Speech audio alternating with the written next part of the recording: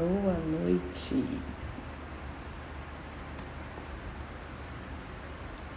Entrando aqui rapidinho para compartilhar um pouquinho de um aprendizado que eu tive na semana passada, na leitura do livro de Samuel. Na verdade, eu estava ouvindo, mas chamou tanta atenção que eu fui ler. E aí entrei para compartilhar um pouco do que eu aprendi. Esse é o livro da semana, 2 Samuel, livro da Bíblia. E é um livro do programa 10.1, que eu e meu esposo estamos fazendo, aprendendo bastante. E aí o que acontece? O livro de 2 Samuel vai falar um pouco da história de Davi. E como acredito que a maioria já sabe, né? Muita gente conhece, Davi é o rei mais falado, mais famoso, mais conhecido, né? De Israel. E tem um fato muito interessante no capítulo 11 e 12 da vida de Davi, que às vezes a gente meio que usa para acusar. E eu olhei, né, pela ótica de aprender com Davi. E no versículo 1, 2 Samuel, do capítulo 11, o versículo 1, ele já começa falando o seguinte: na primavera, época em que os reis saíam para a guerra, Davi enviou para a batalha Joabe com seus oficiais e todo o exército de Israel. E eles derrotaram os amonitas e cercaram Rabá. Mas Davi permaneceu em Jerusalém. E eu fiquei pensando, né? Li esse versículo e falei, nossa, na primavera era a época em que os reis saíam para a guerra. Mas Davi decidiu ficar no palácio, em Jerusalém. E só foi o exército e o chefe, né? Que era Joabe. E o fato de ele ter tomado essa decisão contribuiu para o que aconteceu mais na frente, né? E aí veio as seguintes perguntas. Quem sou eu? Quem é você? Qual é a função que você está desempenhando hoje? E onde você deve estar? Onde eu devo estar? Será que a gente está no lugar que a gente precisa estar? Desempenhando a função que a gente precisa desempenhar? Será que a gente está no lugar errado? Será que a gente está desempenhando a função errada? Porque aqui nesse versículo a gente percebe que o lugar que Davi deveria estar era lá com o exército. Mas ele decidiu ficar no palácio. E o que acontece? A história conta aqui, ó.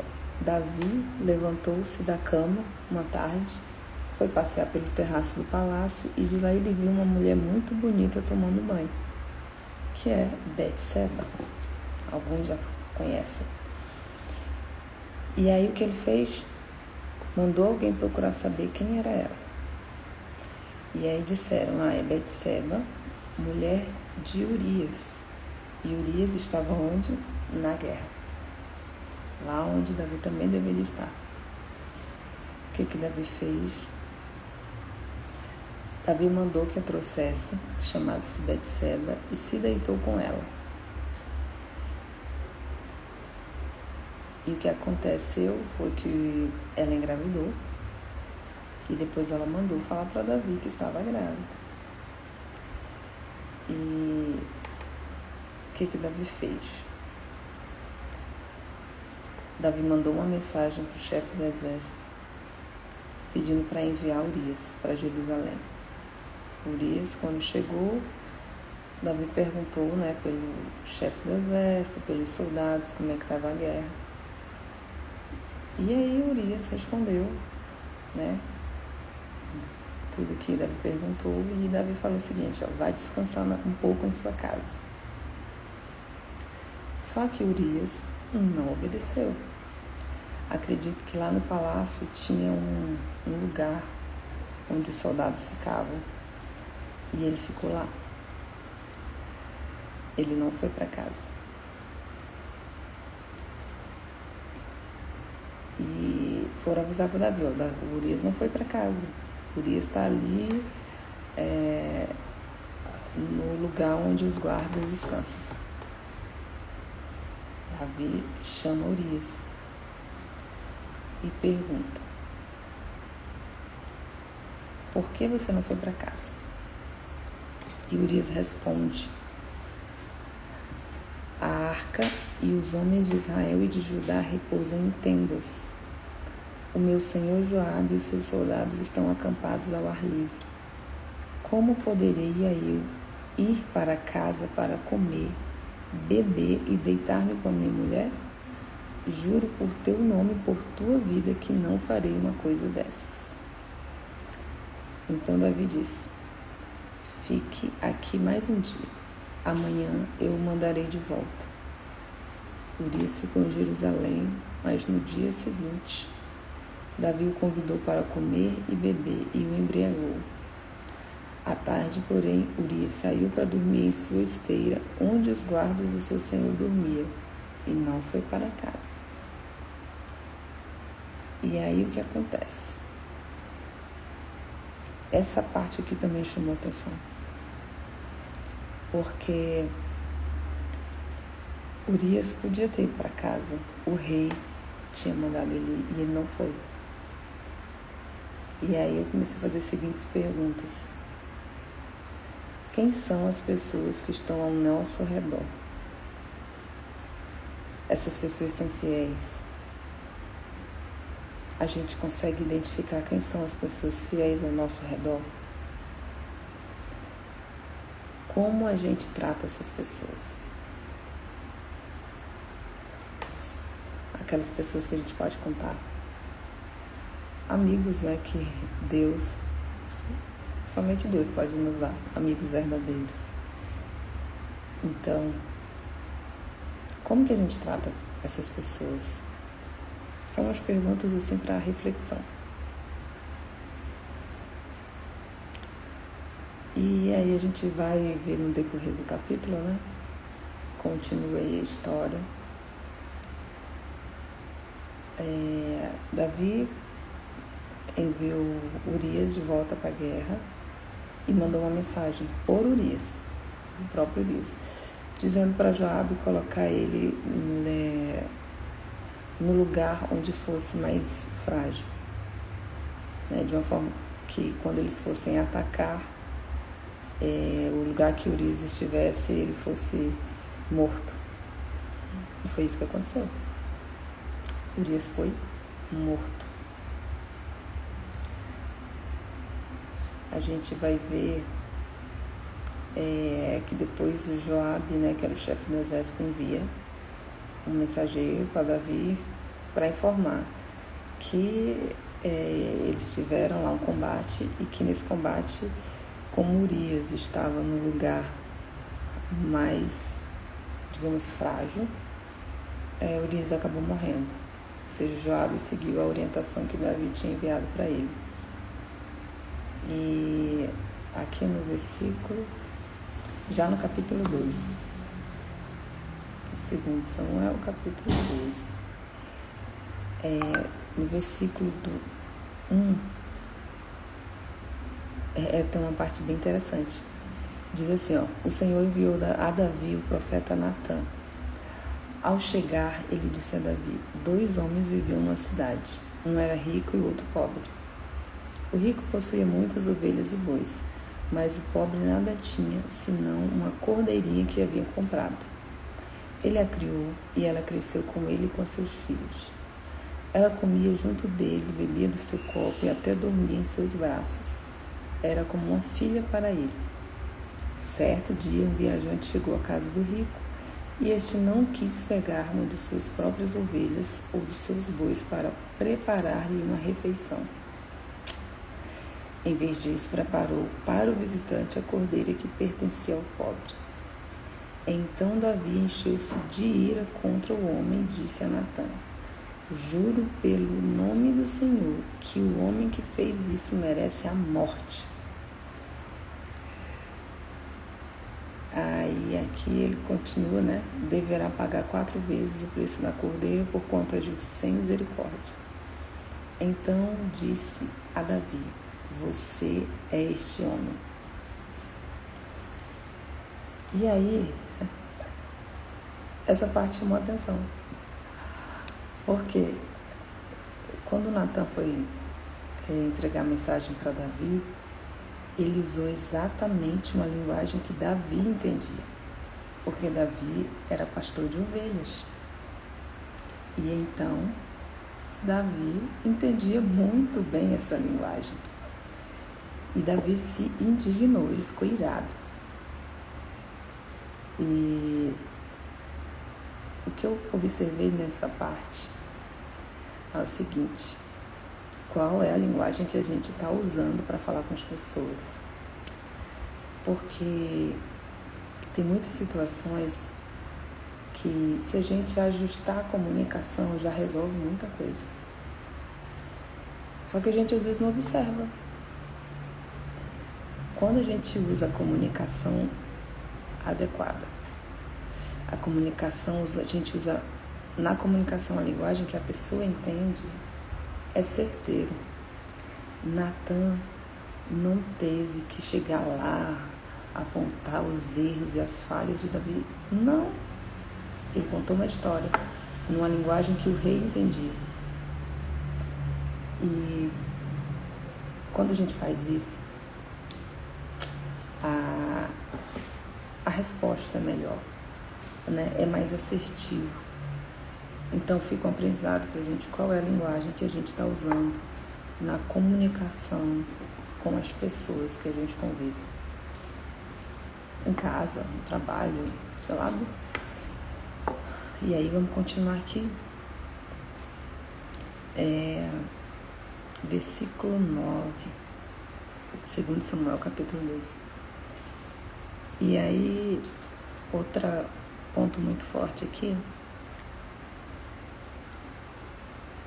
é que Natã responde, né? Você é este homem, assim diz o Senhor, Deus de Israel. Eu ungi rei de Israel e livrei-o das mãos de Saul. Dei-lhe a casa e as mulheres do seu Senhor. Dei-lhe a nação de Israel e Judá. E se tudo isso não fosse suficiente, eu lhe teria dado mais ainda. Por que você desprezou a palavra do Senhor, fazendo o que ele reprova? Outro ponto para reflexão. Caraca, será que a gente tem desprezado a palavra do Senhor? Porque aqui, quando Deus fala com Davi através do Natã, ele não está falando assim: olha, você agiu como assassino, você adulterou e tal. Como eu posso explicar? Tudo que Davi fez, né, ele tinha uma intenção de fazer. A gente vê quando ele enviou uma mensagem para o chefe do exército, pelo Urias, dizendo para o chefe do exército, falar, coloca ele num lugar mais frágil, assim, que ele vai morrer. Ele foi com intenção. Mas a gente pega todas essas falhas de Davi e, assim, o primeiro ofendido, quem foi? Antes de Davi fazer um mal para Urias, ele ofendeu a Deus. E por isso Deus coloca aqui, ó, através de Natã, porque você desprezou a palavra do Senhor. Foi a pergunta que Natã fez. E aí a gente vai ver mais na frente. Quando Davi escuta essa pergunta, a gente vai ver mais pra frente como que foi o posicionamento dele, como ele ficou. E tem um aprendizado muito bom aqui.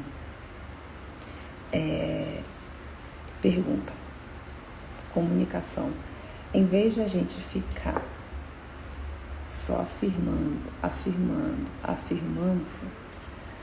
a gente pode usar o recurso da pergunta nas nossas relações.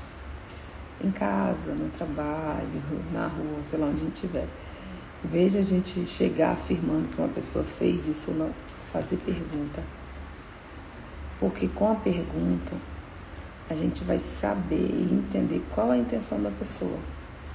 Então, esse aqui é mais um aprendizado.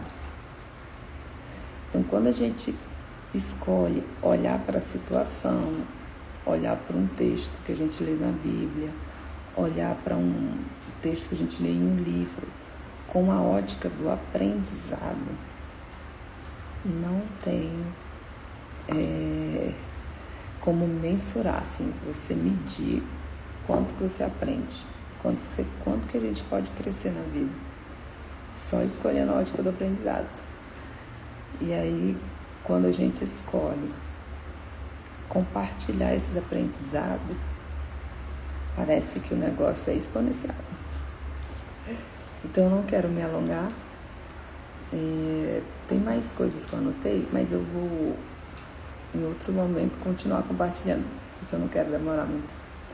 Então são esses os aprendizados, né? Eu vou só fazer aqui, relembrar aqui umas perguntas para a gente iniciar a semana já pensando nisso e vendo como que a gente pode melhorar, como a nossa vida pode melhorar só refletindo nisso. Primeiro, quem nós somos, quem é você, qual a função você está desempenhando, onde você deve estar. Você tem clareza da sua identidade? Quem é você? Gênesis 1:26 tem a resposta. Qual é a sua função? Você está desempenhando bem ela? Está desempenhando no lugar certo? Terceiro, onde você está? Você está no lugar certo para desempenhar com excelência a sua função? Depois tem, quem são as pessoas fiéis ao nosso redor? A gente consegue visualizar quem são essas pessoas? Como a gente trata essas pessoas? Porque Urias era fiel. E infelizmente Davi escolheu, tratar Urias de uma forma que não foi boa. E o próprio Senhor falou isso para ele depois, o próprio Deus, através de Natan. E outra pergunta é, que linguagem você tem usado para falar com as pessoas?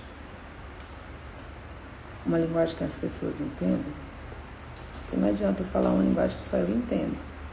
Mas para isso eu preciso fazer perguntas para eu saber qual é a linguagem que a pessoa entende. E observar também.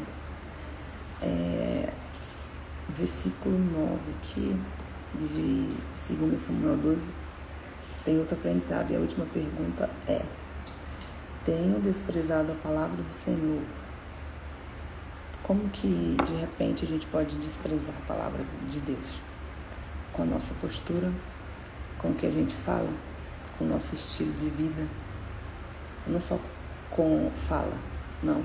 Às vezes a gente fala tudo legal, mas a gente despreza Deus com a nossa postura, o nosso estilo de vida, as nossas decisões também. Porque às vezes a gente toma decisões e não são decisões que estão alinhadas com a vontade de Deus. E não é só porque Deus é tirano, quer que eu faça tudo do jeito dele. Não. É porque ele vê além da curva. Ele já viu lá na frente. Então todas as orientações que ele passa pra gente é para nos proteger. Então é isso. Essas perguntas são para revisar um pouco do que a gente falou hoje, compartilhar. Tenha uma boa noite, uma excelente semana e que seja uma semana produtiva para todos nós. É isso aí, boa noite.